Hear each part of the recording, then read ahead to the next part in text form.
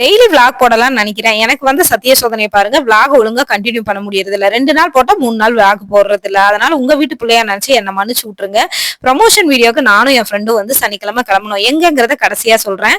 ட்ரெயின்ல போலாம்னு சொல்லிட்டு ஏர்லி மார்னிங் எந்திரிச்சு வீட்ல பிரேக்ஃபாஸ்ட், லஞ்ச் எல்லாம் செஞ்சுட்டு நாங்களும் உண்டக்கட்டியே கட்டி முடிச்சிட்டோங்க. பாத்தீங்களா வச்சிருக்கேன்.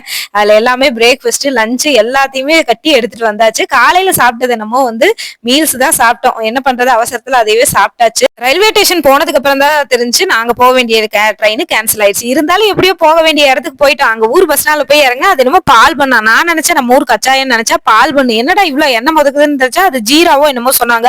ஆனா செம்ம டேஸ்டா இருந்துச்சு. அதுவும் ஒரு டீயும் குடிச்சோன்னா பசியே அடங்கிடுச்சு. லஞ்சே சாப்பிடலன்னா பாத்துக்கோங்க. அதுக்கப்புறம் அங்கிருந்து வந்து பாத்தீங்கன்னா மணப்பாறைக்கு நாங்க வந்து பஸ் டிராவல் பண்ணி போனோம். ரொம்ப நாள் கழிச்சு பஸ்ல டிராவல் பண்றது எனக்கு ரொம்ப பிடிச்சிருந்துச்சு. ஏன்னா ஸ்கூலுக்கு போகும்போது பாட்டை கேட்டு பஸ்ல போன ஞாபகம்.